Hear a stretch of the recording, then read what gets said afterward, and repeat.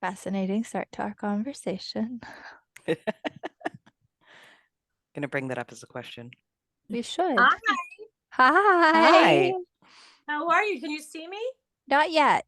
All right, hold on. Let me see. Why is it the video on? Let me see. Oh, here it is. I have to push this. Okay. There it is. Okay, good. Hi. Hi, how are you? Good. Happy Sunday. I Thanks for know. being with us. Yeah, thanks for having me. So we have to say, I absolutely positively loved this book, Wendy. I can't Oh, remember the last time that I read a book in one sitting, but I literally had the day off the day I started it, and that was all I did was finish your book. oh my gosh, I'm so glad. That's so nice to hear. I really appreciate that because I don't have a lot of feedback from people who have my other who've read my other books, so I don't really know what the comparison is or anything, so that's really really nice. Yeah, and I'm sorry the lighting is so weird. I'm up in my bedroom because my kids are all home downstairs watching the World Cup, so I had to, and that's where my desk is, so I had to rush upstairs. But so I'm so glad.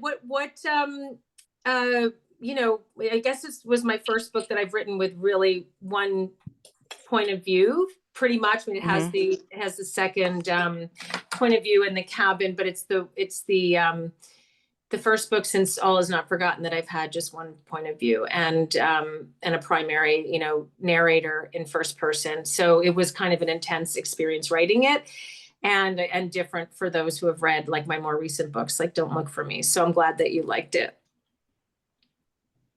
I was going to say, who wants to start with questions? I know we've got Yeah, quite a few, but we got some good ones. good. Yeah. Sorry, I'm a little sick, so I sound funny. Oh, I know. I just got over stomach flu, so I'm like, Oh, one of my kids brought it home, so I'm a No little good. under the weather too. But yeah, go ahead. Those kids. I love how you use cold cases as learning opportunities on how to commit a crime. How many cold cases do you think you had to read through for this book? Luckily, I had one detective who usually researches like all of my or vets all of my books for me on police stuff, and she's a cold case detective.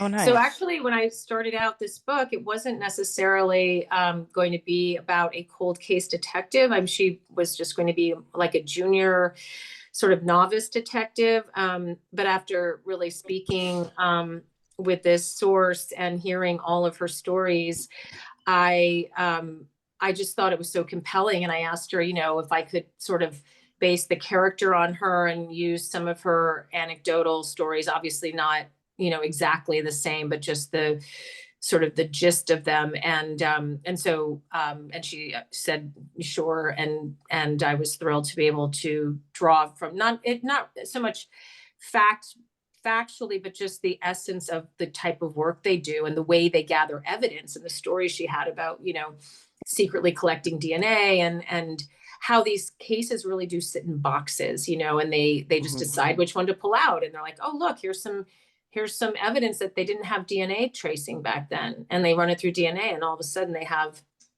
new opportunities to rule people out or rule people in as suspects. So yeah, so I was very fortunate with that. Do you have ideas now on how to commit a crime and get away with it? That's what we were talking about before you joined. I mean, I didn't really think of it that way. I don't know why, but it didn't really occur to me to think of it that way. I guess I felt like I was more immersed in the plot, and so I was thinking about how Wade could get away with the things he was doing, and how she might get away with the things she was doing to, with him. And so very specific to the book. But I'm sure as I go forward with the next book, those things will be in my mind. So it's always good knowledge to have when you're writing crime. What was your inspiration for starting this book?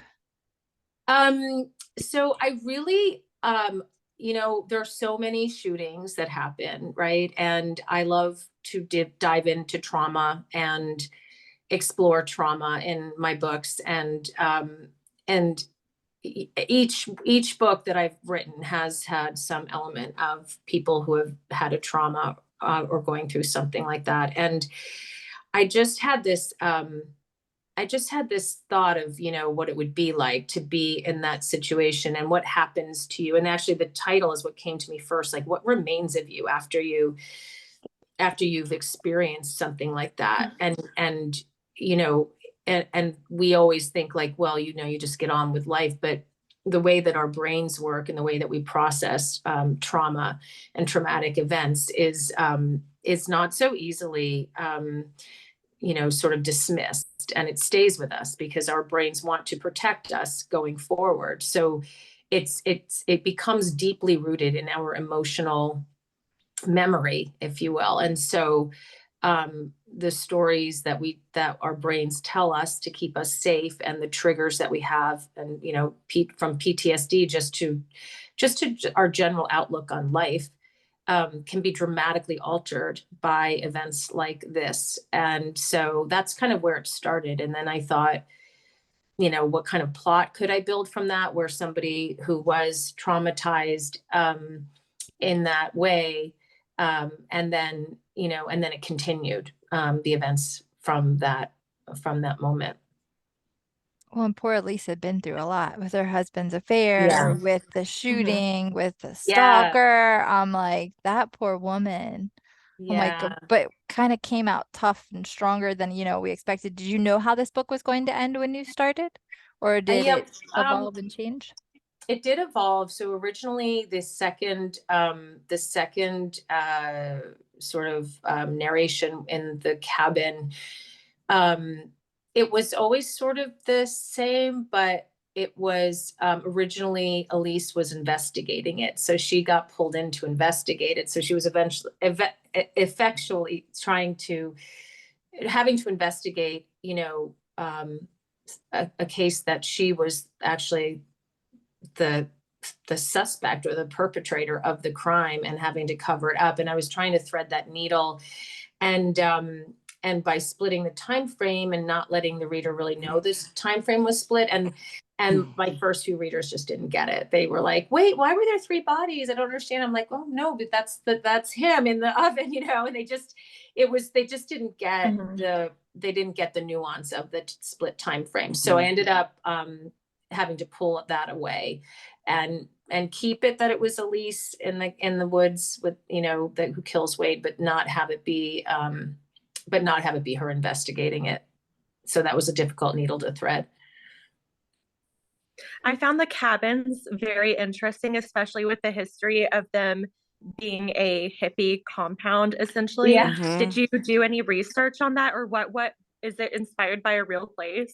Yeah, so there's actually in Connecticut, there is like a real place. It's not exactly the same, but yeah, it's up in Pound Ridge, New York. And it was, there were rumors that it was a cult, apparently still is. And you can see people from it walking around. So it's kind of, I think there are a lot of these cults in hidden communities that some of them are not just hippie communes. Some of them are actual cults, and they have like these, sort of rigid rules of, behavior. And that's why they live in a secluded, way, an isolated way. So this was meant to be more like just, these cabins were built and the hunters used them, and not quite make it. I didn't want it to overtake the plot. I just wanted these structures to exist so that there was a place for there to be a killing. It was really interesting. I love like abandoned places and the history of places. Yeah. So it's a fun little tidbit. Good. I'm so glad. Yeah, it was really fun writing those chapters because especially when I decided that it was Rowan who was writing them or who was telling them. And so that was kind of fun knowing that I, who the voice was. And yeah, they were fun to write. Anybody else with questions? Did you, Jesse? I was going to say I do, but go ahead. Oh, yeah. Do you think Elise still would have shot the kid if she had knowledge ahead of time of who Wade really was? No, I mean, I think that's the whole thing is she, when she, oh, you mean if she would have let him shoot Wade? Yeah. She would have been like, question. I don't know. No, and that's a good question. I think, at that point, Wade really hadn't done anything criminal. So I think she probably would have, because, you know, he was going to take a life. And at that point, Wade, yes, he did turn sociopathic, and he was already showing signs of being sociopathic, but he hadn't hurt anyone. I mean, he was sort of, you know, obsessed with Laurel Hayes, but he hadn't done any, and he was I guess I take that back. He was aggressive with Georgina and threatened her. So yeah, he was on the path, but there was not, you know, was it worth killing him? Or, you know, I think she probably would have made that choice. But it would have been probably a more difficult choice, obviously. And I think just the difficulty of the choice too was that Cole was mentally ill. And, you know, even if Wade was completely innocent, you know, or completely horrible, and if he was this, you know, killer and terrible, all these things that he turned out to be, you know, it's still, you know, it's a horrible situation. And that's sort of what I wanted to create for her, was an impossible situation that she would find hard to live with. Okay, when Wade broke into Elisa's house while she was showering and left the package, that, like, I was sitting there and I had goosebumps while I was literally reading that part. I'm like, just that fact, you know what I'm saying? Like, it's just one of those books where so many things happen. Yeah. And you just want to keep turning the page. Yeah. Like good. the pink, Well, no, I'm the so pink glad. towels being on the floor. I'm like, all the little things that happened. Yeah.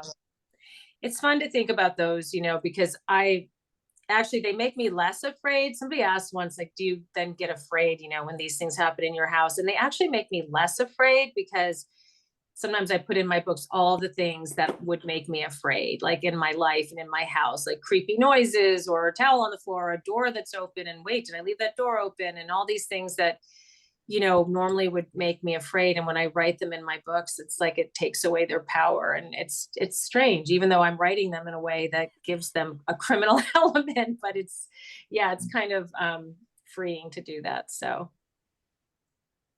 Who was your favorite character to develop, and who was the most challenging?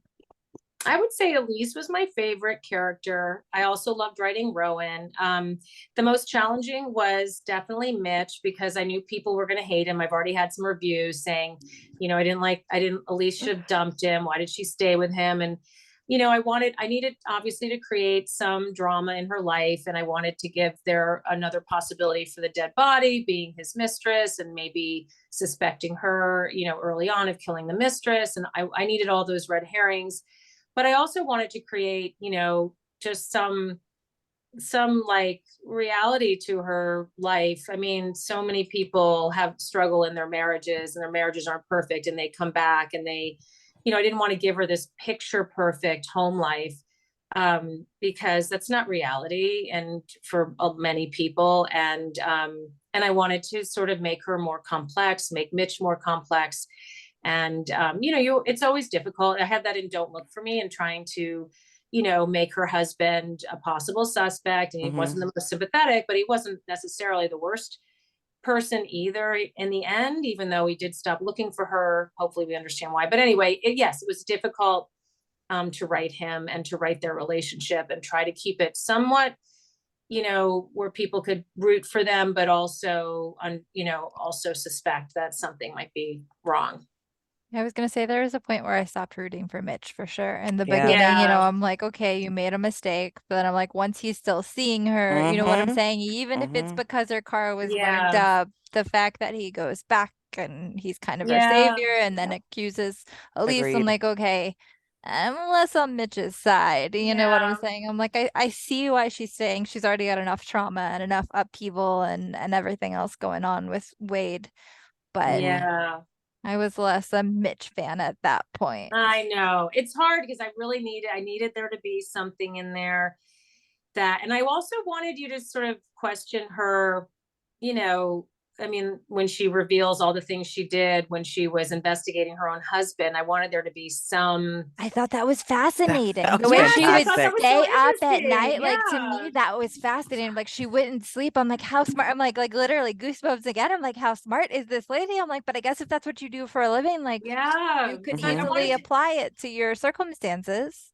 Right. So I wanted to show like all of those sides of her because I didn't want her to just be this, oh, my life is perfect. This bad thing happened. Now I have to fight. Blah, blah. I wanted her to be complex because not everybody, you know, is capable of doing what she ended up doing. Like, you know, Well, and she felt setting up very Wayne and yeah. smart. You know, like she felt very intelligent and like you could believe everything that led her to those points in that Right. cabin. And I but I didn't Yes. necessarily see the connection at that point until Mhm. like, but Yeah. I'm not one that like tries to guess. Like Brooke is a guesser, Bailey is a guesser. I think Yeah. Jesse is a guesser. Like they're like, who's done it? What's happened? I couldn't figure this one Yeah. out though, and I loved the fact that I couldn't figure this one out. Oh, I'm so glad. I thought it was I'm so glad. Elise who was in Oh. who died. I thought it was Elise. So Oh Yeah. yeah, I'm so little glad. plot Yeah, twist and for me. I wanted to set it up so that, you know, you'd have a lot of that. And then I wanted to bring it full circle with Rowan and bring the time frames together and have him, you know, have there be, you know, have their relationship really shine through Mhm. and all of that. So See, I was rooting for them and I thought they might end up together. I'm like, just with yeah, that understanding of each other, like that was kind of yeah, my hope. Like, husband's a cheater. This guy's yes, there. It's been, you know, got your back through all of it. Really had your yeah. back at the very end. And I'm like, there was a part of me that wanted them to end up together. Yeah, I was thinking of, you know, one of my favorite shows was The Killing, which I don't know if you watched that, but it has like 4 seasons, and there's a male and female detective partners who have a lot of sexual tension throughout. And if you haven't watched it, it's absolutely brilliant, and the ending is so incredibly satisfying. But I think in my mind, like I didn't want that. That would have just been too, you know, fairy tale-ish or Yeah, something. too like in a pretty bow. Yeah, and she Mhm. has her kids, and you know, and also, you know, if it ever, I mean, I don't know if it'll have TV appeal because it has a shooting, and that's really controversial to put Mhm. into a show. But if that ever happened, you know, I would want there to be ongoing tension and an ongoing, you know, possibility of them getting together and have that be a whole plot line that I could work with. So I didn't want to give it away right away. So yeah. And it was an interesting premise for a shooting because you think it's like this mass open shooting. You know what Right. I'm saying Yes, in the beginning? yes. And that is something that is unfortunately way too relevant in our world right Yeah. now. And so Yeah. like until you realize, like I liked that it wasn't and that it was more targeted and it had so many more like layers to an onion. You know, it wasn't like the Yeah. obvious mass shooting, somebody's going in and just taking out everybody.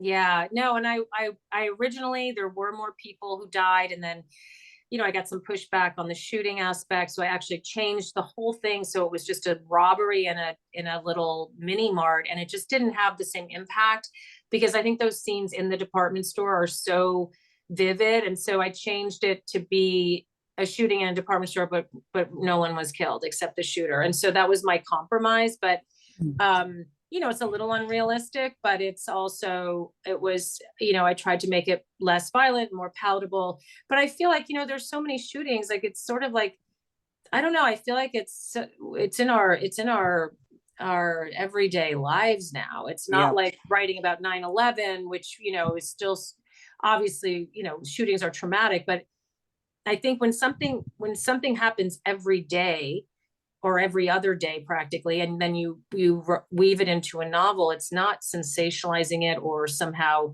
you know, being gratuitous about that event. Like people are careful in writing about 9/11, as I said, Mhm. because they don't want to, you know, they don't want to cast that in any different light than what it actually was. And so people are really careful about that. But with shootings, there are so many and so varied and in so many places and all the time that it's, you know, it's almost like not writing about just murder or not writing about, you know, you know, like domestic violence or something, which it's so prevalent and where we hear about it all the time that I think, you know, it's not a stretch to write about it happening in a book. Right. So, yeah.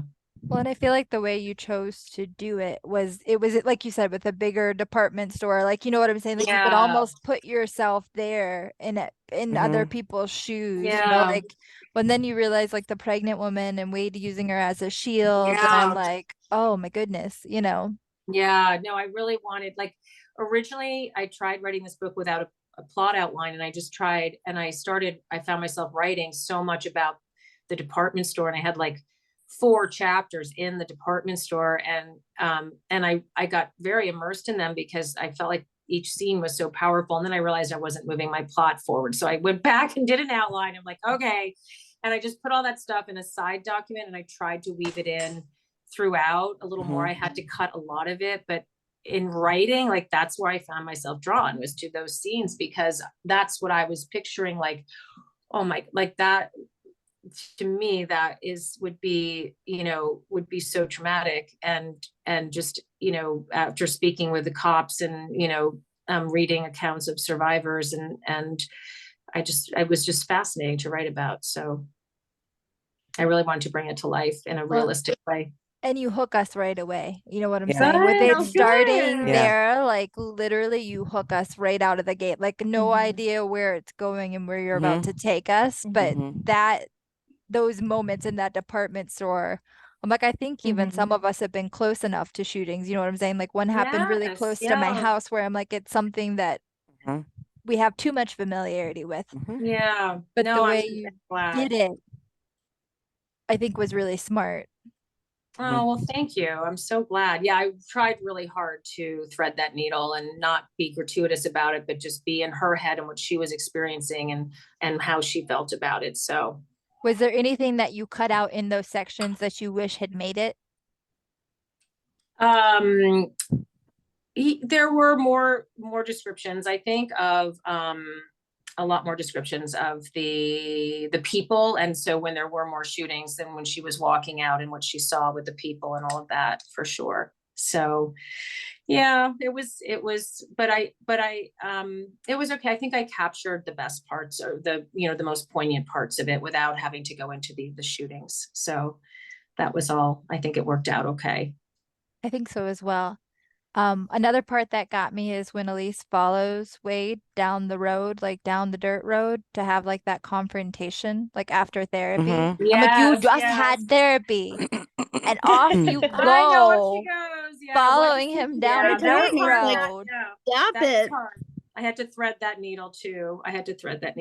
So it was, it was really, that was tough, because I wanted it to be believable, but it had to happen sooner rather than later. And so I was like, oh my God, what will people believe? So that was a difficult part to write as well. Well, and the fact that he chokes her out and leaves her in her car, and then Yeah. she comes to, I'm Oh, like, man. oh. Yeah, no, I really, that was, I rewrote those sections a few times too, to make sure I got them right. So yeah, so I'm glad they worked. I'm so pleased. They did. They definitely Absolutely. got to me. You know what I'm saying? Where I'm like, I was Right. frustrated with her when I'm like, why are you following him all by yourself? I'm like, Yeah, I know no, what you do for a living, but like, yeah, but you're I a had little to, too that's brave. why, yeah, I had to really put her in a bad emotional state, where and actually my editor made me go through a few different passes of, why is she not involving Rowan? Why is she not telling anybody? And so I had to keep adding more layers to that, so people would understand why she wasn't, because people who have addictions and people who are doing things they know they shouldn't be doing, but they can't help themselves. That's when they don't tell people, because they know they're going to get talked out of it, and they know people aren't going to agree with them, and then people are going to try to stop them. And she did not want to be stopped. She needed to see this through. And whether you agree with her or not, I just wanted it to be clear why she was doing it, Well, and then he's so like empathetic, sympathetic, and like is telling her basically everything she wants to hear, when she's telling him way too much. Like she's setting herself up for everything that happens Yes, thereafter. yes, yes. And I'm like, well, Yeah. stop.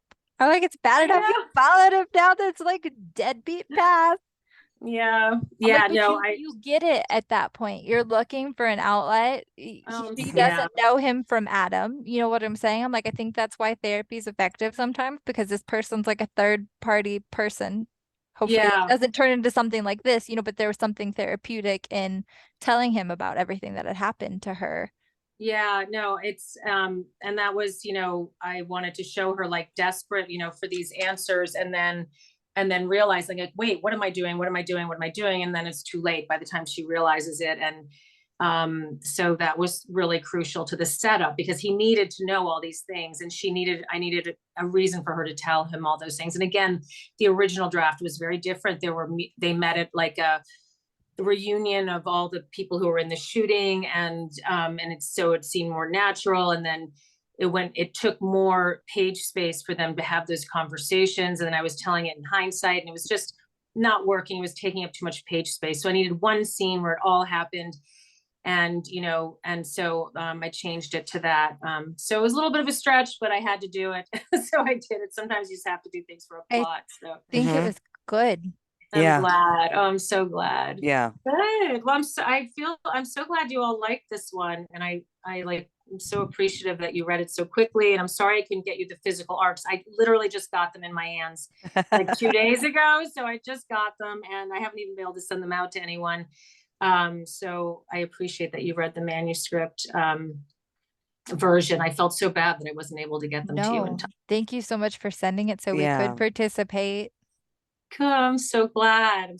Definitely need to grab a picture now that everybody's here. Oh my here. gosh, I'm sorry it looks so terrible. I actually I'm like, I have a hat on. Have the stomach flu, but yeah, I don't have my copy up here, but we can I can go. Let me grab one. I'm just bear with me. That'd be wonderful. Like my whole house has had the stomach flu, and my kids are all from. I know. No. I'm just over it now. It's been. I'm actually I like go through my waves of stuff. Okay, I'm just gonna grab it, and then we can do the picture. Perfect. Sorry to make you race around to grab it. No, it's okay. It's okay. Okay, I'm coming up. Okay, back to where I'm not. When they're like, well, I have one sick child, and the other's watching soccer and the World Cup. Yeah, but no, it's over now, I think. But I think Argentina won. So that's what I just heard. But they're big soccer guys. Okay, so I'm good now. I'm so sorry. I'm like such a mess. I've been in bed for 2 days, and thank you for still making time for us, especially being in bed. My goodness, I'm so sorry. No, it's fine. I'm gonna get something to prop my phone up. Yep. Usually I would be at my desk and I would put some makeup on and stuff. It was awful. We thought it was food poisoning, and then and then his friend got it the next day, and I was like, oh no. So then I started eating only bread and nothing else, which I'm so grateful for because I avoided the worst part. Okay. So here, I'll hold the book. Okay. Oops. All right, guys, ready? Yeah. 1, 2, 3. Perfect. Got it. Thank you. Thank you so much for having me on. I'm sorry I'm not in my usual Okay. No, you're so good. Stop being sorry. You're amazing. And this book was so good, Wendy. So We good. were so Thank you so grateful. good. I honestly think this was probably my favorite book of the year. To be honest, we read 27 books, I think, in total. You were book 27. Yeah. And I have to say that this one stood out as my absolute favorite. So I'm so happy because I'm just so nervous about this one. It's a new publisher, and we went, the cover and everything is sort of different from what we've done before. So I'm really, I'm really grateful to hear that. I appreciate it. How'd you guys decide on the cover?